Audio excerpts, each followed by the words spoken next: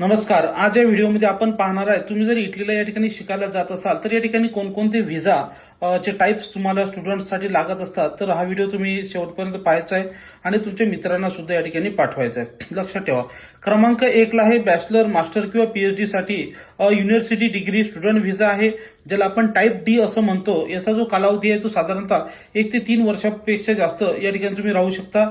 या ठिकाणी तुम्हाला पार्ट टाइम वर्क जे आहे ते काय आहे, अलाउड आहे. दुसरा आहे फाउंडेशन कोर्स व्हिसा, की जो साधारणतः 12वी नंतर युनिव्हर्सिटी प्रिपरेशनसाठी तुम्ही जाऊ शकता आणि याच्यासाठी जी ड्युरेशन आहे ती 1 वर्षासाठी आहे.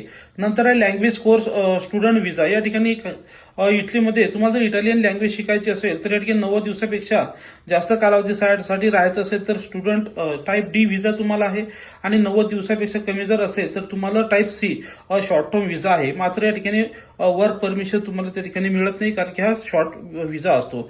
नंतर रिसर्च किंवा पीएचडी साठी तुम्ही जर स्टुडंट म्हणून जात असाल तर या ठिकाणी तुम्हाला युनिव्हर्सिटी रिसर्च स्कॉलरशिप या व्हिसामध्ये असते. तसंच या ठिकाणी वर्क करण्याची परवानगी, तसंच परमनंट रेसिडेन्स म्हणजे पीआर पॅथवे या ठिकाणी काय तुम्हाला अवेलेबल आहे.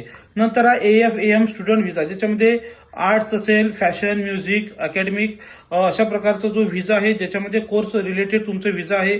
या ठिकाणी तुम्हाला पार्ट टाइम वर्क जे आहे अलाउड आहे. तर मित्रांनो, अशाच ठिकाणी तुम्हाला इटलीमध्ये जर जायचं असेल तर तुम्ही आमचा संपर्क क्रमांक आहे 95 45 45 61 या नंबरवर संपर्क करून तुम्ही जॉबसाठी, शिक्षणासाठी या ठिकाणी जाऊ शकता किंवा व्हिसाबद्दल संपूर्ण माहिती आम्ही तुम्हाला व्हिसा काढून देणार आहे. तुम्ही आम्हाला संपर्क सुद्धा करू शकता. आमचं जे सेंटर आहे ते वे अब्रॉड, टिळक रोड, सदाशिवपेठ या ठिकाणी आहे. नंतर पुढचा जो व्हिसा आहे 6 नंबरचा एक्सचेंज किंवा इरेस्मस स्टुडंट व्हिसा, की जे विद्यार्थी या ठिकाणी इरेस्मस स्कॉलरशिपसाठी किंवा बायलॅटरल प्रोग्राम जे शिकत असतात त्यासाठी आहे. या व्हिसाचं जे ड्युरेशन आहे 3 ते 12 महिन्यासाठी या ठिकाणी आहे.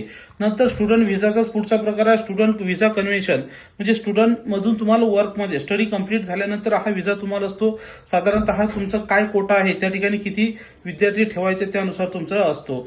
तर अशा प्रकारे या ठिकाणी आपण व्हिसाची माहिती पाहिली. हा व्हिडिओ तुम्ही शेअर करायचा आहे आणि व्हिडिओला लाईक सुद्धा करायचा आहे आणि सगळ्यांना फॉलो सुद्धा करायचा आहे. थँक्यू.